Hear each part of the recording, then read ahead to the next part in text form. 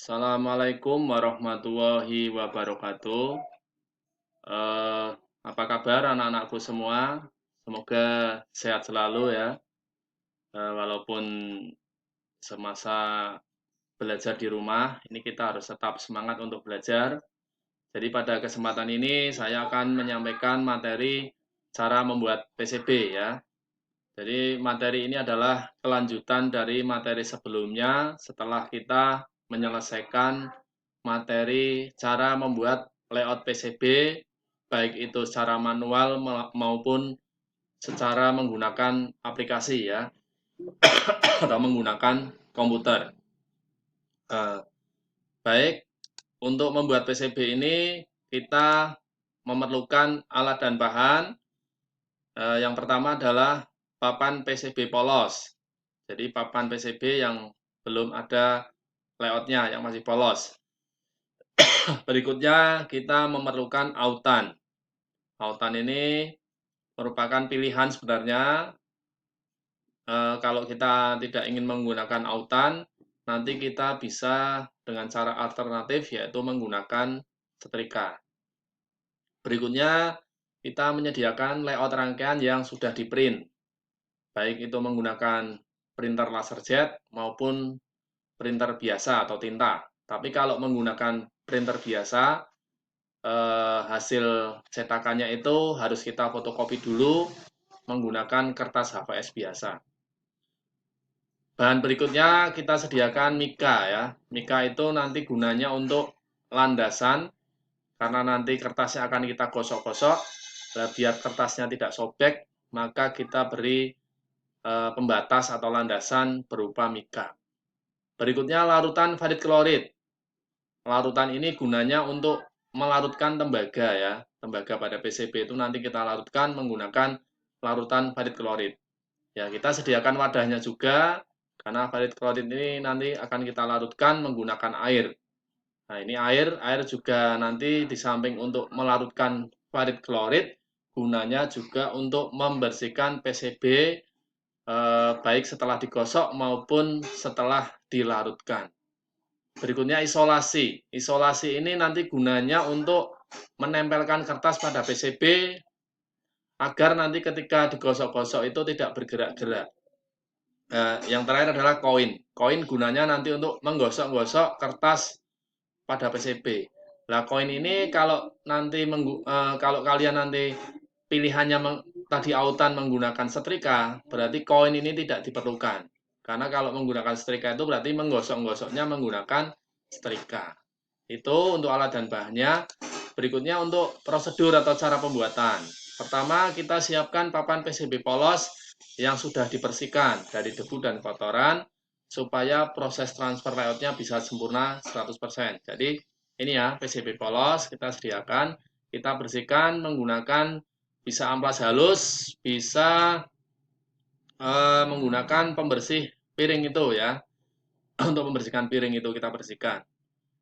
Berikutnya potong atau gunting layout yang sudah di print. Nah, nanti ukuran PCB dan layoutnya sama, ya, disamakan. Berikutnya tempelkan layout tadi ke papan PCB seperti ini. Ditempelkan pada bagian tembaganya ya.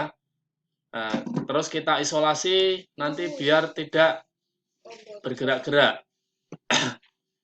Terus yang posisi layoutnya menghadap ke PCB ya. Jadi gambar layoutnya menghadap ke PCB, nempel pada PCB. Berikutnya siapkan autan yang sudah dicampur dengan air. Nah, tujuannya dicampur dengan air itu agar lebih encer ya, tidak terlalu kental. Nah, perbandingannya jadi kira-kira saja biar autannya itu tidak terlalu kental. Berikutnya oleskan larutan autan tadi di atas layout yang sudah ditempelkan pada papan PCB sampai merata dan pastikan seluruh bagian kertas sudah menempel pada papan PCB. Berikutnya kita pasangkan mika di atas kertas. Kemudian kertas itu diratakan. Ya, bisa dengan tangan, bisa dengan benda lain ya, agar kertasnya tidak ada yang terlipat-lipat. Berikutnya gosok-gosok permukaan mika secara perlahan menggunakan koin. atau benda lain yang ujungnya tumpul ya. Nah, tujuan menggosok-gosok ini adalah supaya tinta dari kertas tadi bisa tertransfer atau menempel ke permukaan tembaga pada PCB. Jadi kita pelan-pelan saja kita gosok, namun dengan tenaga ya, tidak pelan-pelan tapi tidak nempel ya, tapi pelan-pelan tapi kuat sehingga nanti tintanya bisa nempel di PCB, di tembaganya PCB. Nah, setelah dirasa cukup, kita lepas atau copot secara perlahan kertasnya tadi. Namun ini jangan langsung dilepas-lepas ya, tapi dilihat dulu apakah tintanya sudah nempel pada PCB. Jika belum ya kita gosok-gosok lagi hingga tintanya menempel. Nah, kalau sudah dirasa cukup lagi, sudah merasa nempel semua, kita lepas mika dan kertas semuanya. Kemudian dilihat apakah masih ada kertas yang tertinggal. Maksudnya kertas nempel di PCB ya. Nah, jika masih ada kertas yang nempel di PCB, caranya kita bersihkan dengan air sambil kita gosok-gosok dengan ujung jari kita supaya kertas yang nempel di PCB ini lepas atau hilang. Kemudian siapkan larutan varit klorid yang sudah dicampur dengan air hangat ke dalam wadah dan goyang hingga tercampur rata. Jadi larutan varit klorid tadi kita campur dengan air, sebaiknya dengan air hangat biar cepat cepat larut ya nantinya. Kemudian kita goyang-goyangkan biar merata. Kemudian masukkan papan PCB tadi yang sudah ada gambar layoutnya, kita masukkan ke dalam wadah ini yang sudah ada varit kloridnya, kemudian kita goyang-goyangkan supaya papan PCB yang ada tembaganya tadi ini larut ya. Nanti yang tersisa hanya yang ada eh, gambar layoutnya. Nah, nanti hasilnya seperti ini. Jadi kalau sudah tembaganya terlarut di sini, ini hasilnya seperti ini. Kita angkat, kemudian kita bersihkan dengan air. Nah, untuk menghilangkan tinta bekas, kadang masih ada tinta bekas ya di tembaganya ini, dicuci dengan amplas halus. Nah, nanti hasilnya seperti ini. Nah, setelah semua tinta hilang dan bersih, saatnya untuk melubangi PCB menggunakan bor PCB atau bor lain yang mata bornya kecil sesuai untuk ukuran lubang komponen ya. Hasilnya seperti ini ya, sudah dilubangi. Itu tadi untuk penjelasan tentang cara membuat PCB menggunakan autan ya. Berikutnya ini kami akan tampilkan video hasil downloadan dari YouTube. Saya mohon izin untuk Gepeng Channel untuk menyampaikan video dari YouTube untuk bisa digunakan sebagai pembelajaran anak-anak. Monggo bisa disimak.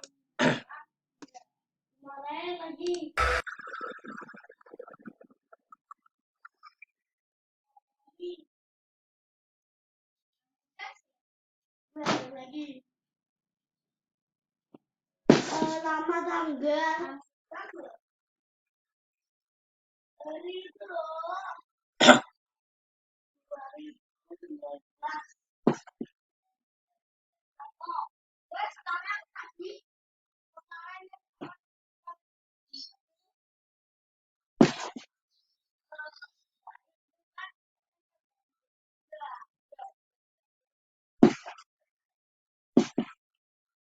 Aku mau nanya. Apa sama-sama dari aku?